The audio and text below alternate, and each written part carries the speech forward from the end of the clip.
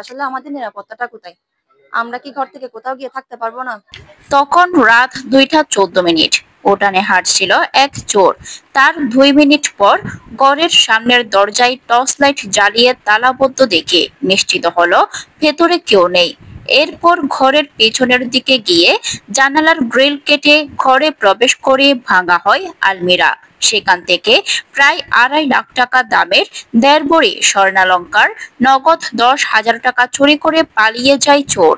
রাউজান পৌরসভার 5 নম্বর ওয়ার্ডের সুলতানপুর গ্রামের আব্দুল গফুর চৌধুরী বাড়িতে প্রবাসীর ঘরে ঘটে যাওয়া এমন এক চুরিকাণ্ডের চিত্র ধরা পড়েছে সিসিটিভি ক্যামেরায়।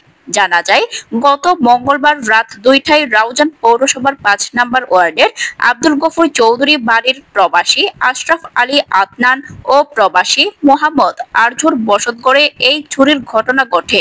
ভুক্তভোগীদের দাবি, দুই প্রবাসীর মা হালিমা বেগম তার অসুস্থ মাকে দেখতে গিয়েছিলেন। রাতে ঘরে কেউ ছিলেন না। এর মধ্যে রাতে ঘরের পেছনের দিকে একটি জানালার গ্রিল কেটে ঘরে প্রবেশ করে আলমিরা ভেঙে নগদ 10,000 টাকা, 1.5 ভরি স্বর্ণালংকার সহ বিভিন্ন জিনিসপত্র চুরি করে নিয়ে যায় চোরেরা। যখন টর্চ মেরে দেখতেছে আমার শাশুড়ি ঘরে তালা মারা, উনি একটা লাফ মারছে, ছোট্ট একটা লাফ মেরে গিয়ে আবার খবর দিয়েছে ওদিক দিয়ে, দেওয়ার পরে এদিকে তখন ভেঙে ফেলছে। এরপর ভাঙার পরে তখন রাতের 3:30 নাগাদ আমার বড় চাচা শ্বশুর উনি যখন আওয়াজ শুনছে, ওরা কি করছে, চিৎকার করে উঠছে। মানে এখানে চুপ ঢুকছে এরকম বলে চিৎকার করেছে, কারণ অনেক জোরে জোরে আওয়াজ হচ্ছিল আলমারির ভাঙতেছে সেটা। এটা বলার পর আওয়াজটা একদম বন্ধ করে দিছে। এরপর আমাদেরকে কল দেওয়া হয়েছে। এরপর আমরা সিসিটিভি ক্যামেরা চেক করে দেখতেছি যেখানে চোর হাঁটছে সেটা। আমরা আস্তে আস্তে দেখতেছি যে এখানে মানে সবগুলা নিয়ে গেছে গা, 1.5 ভরির মতো স্বর্ণ, তারপর নগদ 10,000 টাকা, তারপর গ্রিল একদম ভেঙে অবস্থা খারাপ করে দিয়েছে। আলমারি 3টা ভেঙে ফেলছে, 2টা চেক করছে, সেগুলা ভাঙে নাই, কিন্তু কাপড় চোপড় সবগুলো এলোমেলো করে ফেলছে।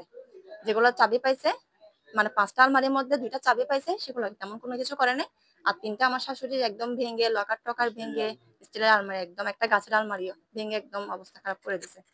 রাউজান থানার ডিউটি অফিসার উপপরিদর্শক SI আব্দুর রশিদ বলেন, এই ধরনের কোনো অভিযোগ পাওয়া যায়নি।